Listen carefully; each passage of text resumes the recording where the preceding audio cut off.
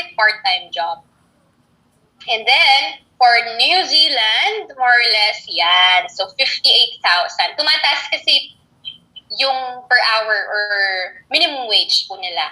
So, nasa 21.20 na sa New Zealand ngayon. So, sa isang buwan or 4 weeks, 58,000 if you're studying and part-time work. Okay? So, 58,000. Ayan. Para may idea lang din po kayo. This is according to pay scale, by the way, guys. So, hindi po namin to invento. Nasa pay scale po yan. Kung full-time work naman, ayan, how much ba per year? So, if, let's say, RN kayo sa Canada, up to 2.7 million per year ang income ng mga nurses in Canada.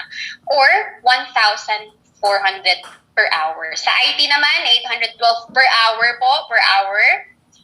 Up to 1.9 naman per year ang income. If full-time work na kayo, no? Tuloy-tuloy in Canada. And then engineering or engineer, up to 2.7 per year. And then, diba, 900 per hour for accountant in Canada. Or 2.1 per year. And for, of course, for business administration, ayan, or mga managers, million pa rin ang pinag-uusapan natin kasi mataas po yung per hour po nila. Okay, so pag-usapan naman po natin yung comparison ng tatlong countries. Ayan. So, andito po sa slide yung New Zealand, Canada, and Australia. If you enroll 2 years na course in New Zealand, eligible po kayo for 3 years post-study work visa. For example, master's ang kinuha nyo in New Zealand. After studying, pwede po tayong mag-apply ng post-study work visa for 3 years. So, di ba parang 5 years na kayo sa New Zealand working on your points for residency. Canada naman, if you study 2-year course, diploma, post-secondary, or postgraduate diploma courses, na 2 years ang duration ng course, pwede tayong mag-apply. If you finish the course, pwede tayong mag-apply ng up to 3 post-study work visa or open graduate work visa, no, if you study in a public school, of course. So, may mga policy po yan sila. If public, then you can apply for postgraduate work permit. O, diba? Ganun din. Parang 5 years na po kayo nasa Canada. So, full-time work po yun, ha? 3 years, imagine. 3 years kayo nagpo-full-time work. 3 years yung income nyo nasa 1M to 2M per year. O, diba? Bawing-bawi po yung inyong investment. Now, Australia, if 2 years, bachelor or master's ang kinuha niya sa Australia, up to 2 years, or if regional area, plus 1 year pa yan, up to 3 years. No, na work visa after finishing the course. Of course, may mga courses na vocational programs, kung nakikita nyo po yan, pwede rin naman po. Pero some of the vocational programs, walang post-study work visa. Some of the programs, it will allow you to study in Australia and also work part-time. So, pwede yan. Pero mas maganda, if bachelor graduate po kayo dito, go for the next level or higher education. Go for master's. Okay? Yeah. So, pag-usapan natin mga English requirement. So, New Zealand, requirement po talaga ang IELTS. Kung naririnig niyo po ito, may mga schools nag-accept ng IELTS, may schools nag-accept ng PTE, TOEFL. So, yan yung mga English proficiency test for your non-English-speaking countries like Philippines. But in Canada and Australia, optional po ang IELTS kasi they know that we can speak good English. So, IELTS is optional in Canada and Australia. So, meaning, may mga schools po na mag-a-accept po sa atin if we enroll sa kanilang school kahit wala tayong English proficiency test or result na isubmit. Okay? So, pag-usapan naman natin next, yung financial requirement. So, sa New Zealand po, gaya po ng sabi ko, submission of bank certificate and bank statement, required po talaga yan sa New Zealand. Very strict sila dyan. Sa Canada, also, kailangan din po natin mag-submit ng financial documents, proof of funds or show money. Submission of bank certificate and statement, guys, kailangan din po yan. In Australia, kahit nakita niyo po dito, submission of bank certificate is required. Possible din po na hindi tayo mag-submit ng bank certificate. May option tayong ganon.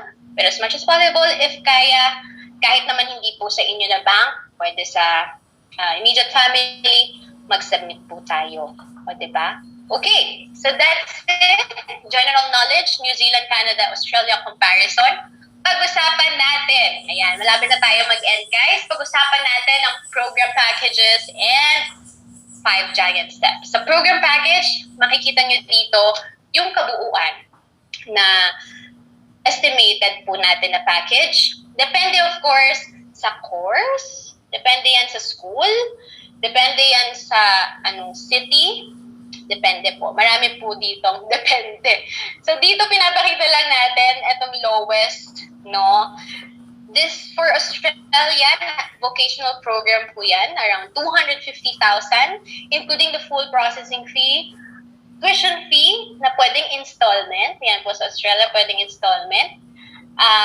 And then, kasama na din po dyan yung visa fee, medical fee, courier fee, no, biometrics, even kasama na po dyan. More or less, kaya may plus, minus yan. Kasi more or less, depende pa yan sa exchange rate, sa marami po.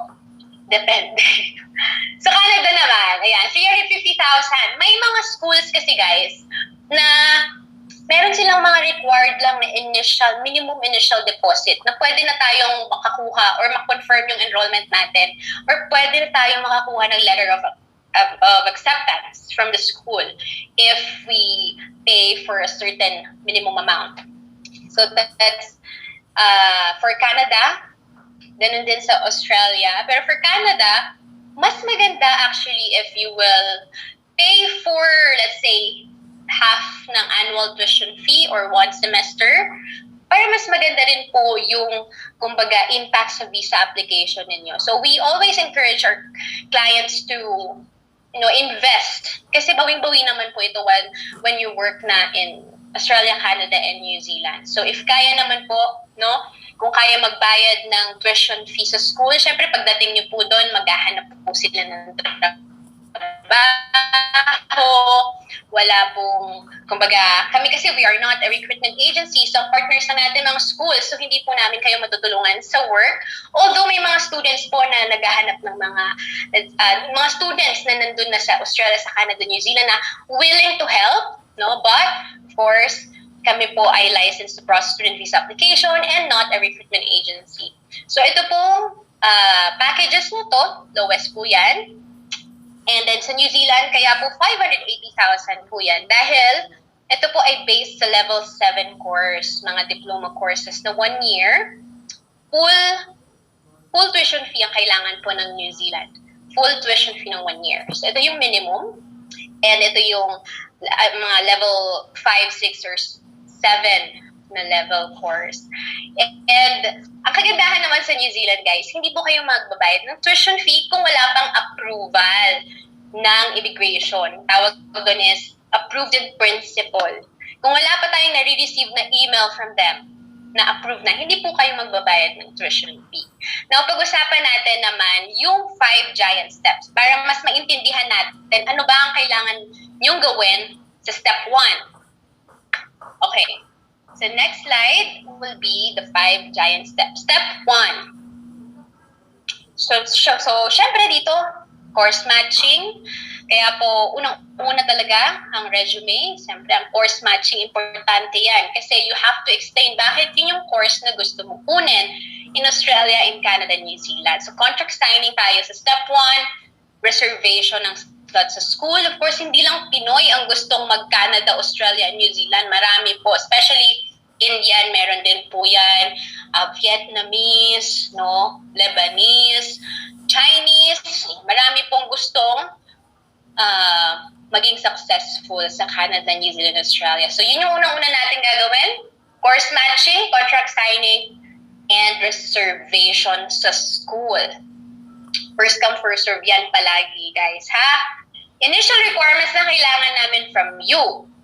Resume. Diploma and transcript. If undergraduate, then transcript of records. Valid passport, or if wala pang passport, any valid ID. Pero of course, mas maganda kung may passport na para tuloy-tuloy tayo. Kasi it will cost delay lang if kulang tayo sa requirement. So, statement of purpose. Ano ba itong statement of purpose? Ito yung tinatawag natin SOP or study plan. Diyan po natin ini-explain, justify kung bakit tayo mag-aaral po sa Australia, sa Canada, and New Zealand. But don't worry, meron tayong training for this one.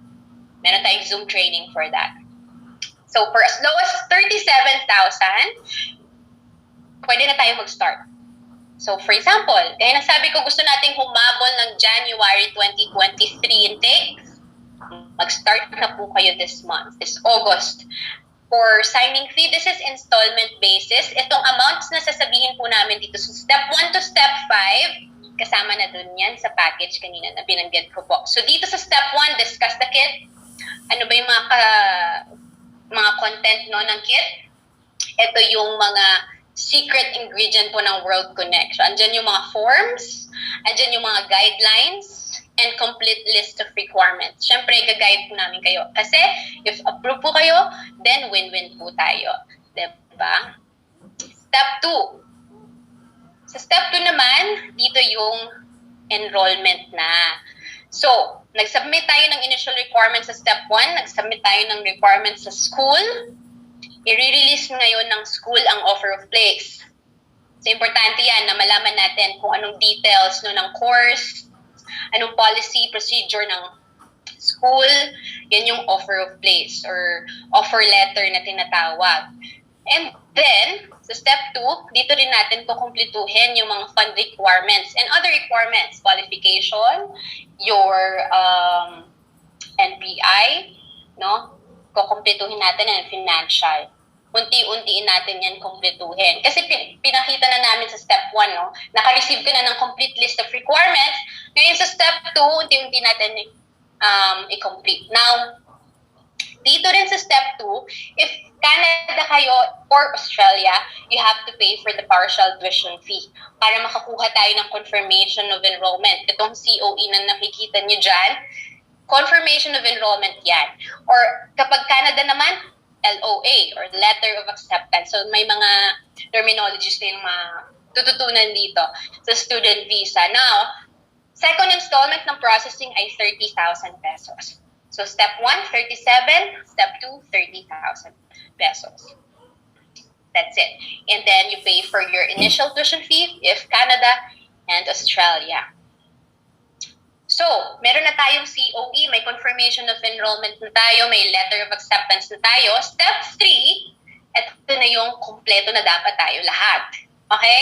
Lodging na po tayo ng documents. Ito din ang another term na kailangan niyong matutunan, lodging or lodgement. Yan, ibig sabihin filing na tayo ng mga documents ninyo sa embassy. English test result, syempre if required, in New Zealand, yan, kailangan po talaga yan. If meron din kayong IELTS, no, kahit Australia or Canada, submit that. Malaking tulong din po yan. And then, kapag na-lodge na-file na sa embassy, magpapa-medical na rin po kayo. Okay? Sa Canada, pwedeng mauna ang medical. Pwedeng upfront medical ang gawin. Mas maganda nga po yan para, kumbaga, ready na po kayo. But of course, that's your option. Pero we suggest if kaya naman po unahin na yung medical, then unahin na po natin. Okay, so sa medical, syempre kami po mag-i-instruct kung ano po yung kailangan yung dalhin, ano po yung kailangan gawin, no? I-print, and whatever. So kailangan po tuloy-tuloy ang communication natin. Step 3, processing or lodging fee is 25,000. Meron din po kayong mga trainings na na-attenan dito sa World Connect. Kasama rin po yan sa processing. And syempre, ang kailangan po is maging prepared tayo palagi. Sa visa fee, iba-iba po ang visa fee per country. Sa Australia, more or less 27,500. Syempre, ito po ay more or less because depende po yan sa exchange rate. Alright? Sa Canada, 11,800 with biometrics na po yan. Na New Zealand around 14,500. It could change, no? Dahil po sa exchange rate. as well. Biometrics fee, dinagdag lang ito ng Australia recently. It's around 892 pesos. So peso po ito lahat. 892 pesos. And logistics and courier fee is 1,800. So that's for step 3. Okay, so kompleto na tayo. Naka-enroll na kayo. May confirmation na from the school. May letter of acceptance na. May medical na kayo. Then, waiting na lang po tayo sa inyong result. So ito na, magpe-pray na tayo sa step 4, waiting for the result. And for New Zealand, if dumating na ang approved in principle email, then you can pay for your tuition fees sa school. At diba, secure lang inyong pera dahil ang tuition fee babayaran lang pag approve na ang inyong visa. Ayan, step 4. And lastly, step 5, congratulations, visa grant na kayo. Then, pre-departure orientation. Very unique ang pre-departure orientation ng World Connect, of course, dahil student visa po ang ating in-apply. Dito na yung picture taking, testimonial celebration, release of visa and original documents, and preparation for departure and settlement. Yan po ang step 5. And last installment for processing is 6,000 pesos. So itong mga amount na binanggit ko po from step 1 to step 5, nandun rin po yan, guys, sa package. So, bin-breakdown lang po natin. Okay? Gets po ba? And don't worry, kasi pag na-assess po namin ang inyong mga resumes and CVs, bibigyan po namin kayong copy ng 5 giant step. Alright? Okay. So, malapit na po tayo matapos, but we have special speaker, our last speaker for this afternoon's webinar. To introduce our last speaker, our President and CEO, please watch this video. Our speaker is a graduate of BSBA Management. She is a nurse by profession and a proud mother of 3. She has a master's degree in entrepreneurship from Ateneo Graduate School of Business in Rockwell, Makati City. She worked as an OFW in London, United Kingdom. She is currently one of 6 New Zealand education specialist agents in the Philippines and a council member of the prestigious Philippines New Zealand Business Council. She was recently awarded the Halyao 2017 Outstanding Young Bicolano Entrepreneur Award by the Metro Naga Chamber of Commerce and Industry. Here she is, the founder, president, and CEO of the biggest visa consultancy in the Philippines, World Connect. Catherine Altarejos.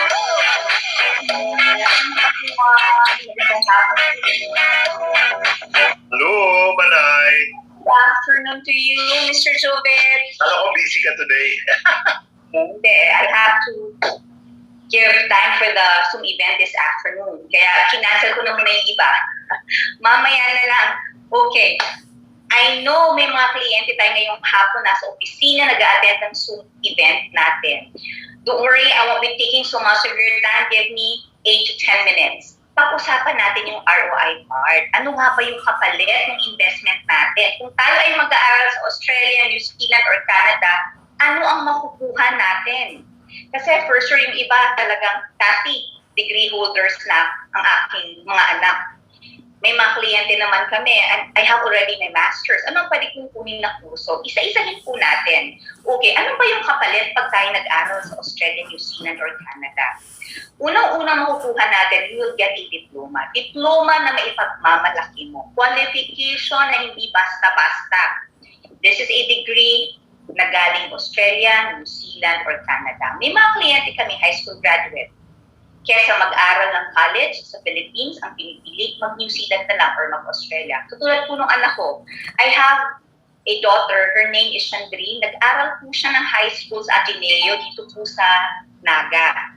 Nung natapos po yung high school, kesa pag-aralin ko pa dito sa Naga City again, sabi ng anak ko, Mami, I want to study in Australia. Alam niyo po kung ano kinukuha niyang kurso ngayon? Bachelor of Business and Bachelors of Law. Actually, combined business, commerce, and law program. 1 year Bachelor of Commerce Business, then 3 years Bachelor of Law. So, prerequisite lang po yung Bachelor of Commerce. So, isipin niyo po, sa Pilipinas, para maging isang lawyer ka, kailangan tapos mo yung political science na program. 4 na taon, prerequisite, bago ka mag-aral ng law proper. Yung anak ko po, high school graduate. So, ano yung nangyari sa kanya? Pag natapos na yung program, after 3 years, bachelor's of law, lawyer na siya, walang bar examination, shortcut yung pag-aaral. Hindi po siya inabot ng 9 years para maging lawyer. So, bilang magulang, yung diploma pa lang na makukuha niya, makapagtapos lang siya ng pag-aaral sa Australia, gawing-gawin na po ako sa investment. Kasi nga, may kapalit ng qualification na maipagmamalaki.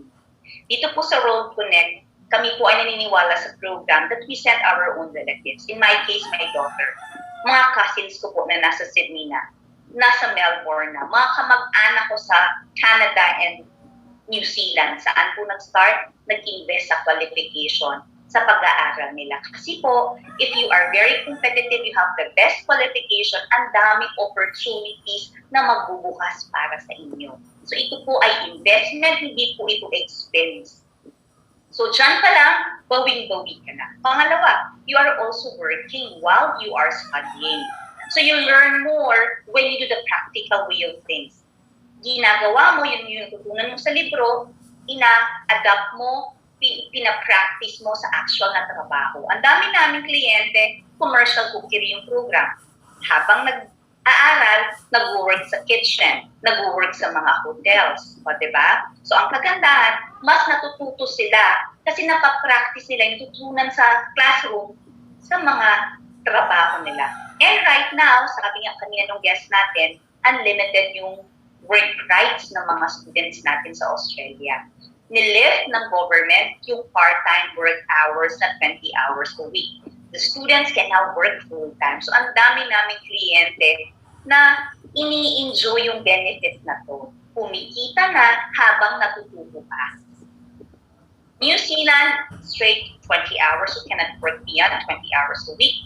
Canada, same po. You can only work 20 hours a week. Pero pag bakasyon naman, holiday, you can work full-time. So, si Canada, New Zealand, may restrictions pa rin yung pag-work. Pero kay Australia, na-lift po ito. So, yun po yung pinakamaganda. So, ang mga estudyante po, kumikita yan, higher income potential, kasi nga ang kitaan per hour. And it's in dollars. Pag kinonvert mo to peso, di hamak, napakataas ng conversion per hour. Mga estudyante namin, kumikita po yan ng $25, $30 an hour. 2019, nung binisita ko po yung marketing manager namin sa Baguio, si Miss Jen Galgones, nasa Melbourne. She is earning $25, $30 an hour part-time.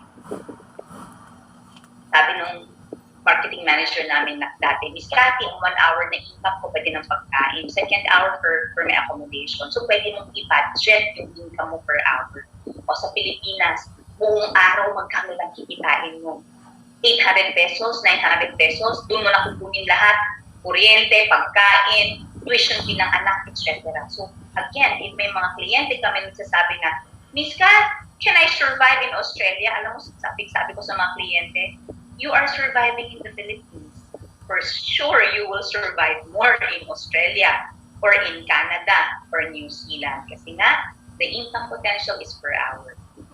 And ito po yung nai-enjoy ng mga international students. Mas na-develop ka as a person kasi you get to earn, you get to work, you get the local work experience. Nai-enhance, na-develop ka.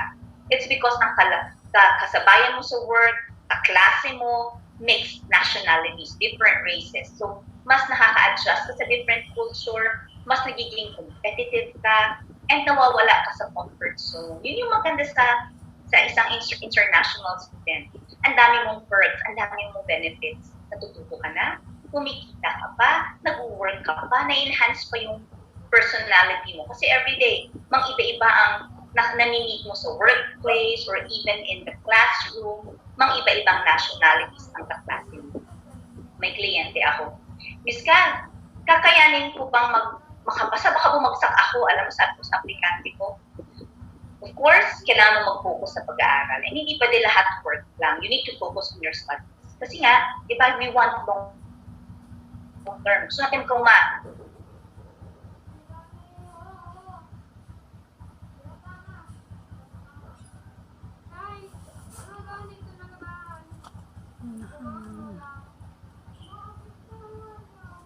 Okay, can everyone hear Miss Kathy, guys?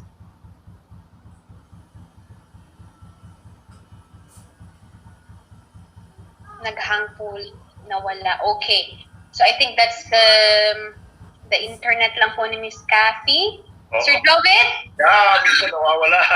Sir Joven? Ayan. Ayan na, bumalik na. Okay. Alam mo, ewan ko ba? Bigla na lang ako nawala, no? Okay, can you hear me? Yes, Manay, you're back. Okay. Kanina ba? What was my last statement? I don't know kung ano, kanina pa ba ako na-cut? You were about to talk about local experience natin. Pwede mo naman balikan yung earlier. Okay. Yeah, so again, yun nga, may mga aplikante Pinoy na takot umalis kasi nga isa sa mga worries nila ay baka daw bumagsak sa course, which is, ang sabi ko naman palagi, ang kalaban natin sa job, hindi naman actually mga puti. Kalaban natin even sa mga klase natin, hindi naman lahat puti yung kaklase natin. So may Indians, Chinese, Koreans. Sabi ko ang unang babagsak sa klase, hindi yung Pinoy. Mas mauuna yung Indians, mauuna yung Chinese or Koreans. So you have to trust yourself na kaya natin. Nung ako po ay nag-UK, akala ko kalaban ko sa job, mga puti. Hindi naman pala. Di ba kahit paano mas magaling tayo? Ang kalaban natin actually sa work, ang dami kong aplikante nakakausap. Miss Cathy, mga Indians, Koreans, Chinese. Pag iba tayo, meron tayong brand.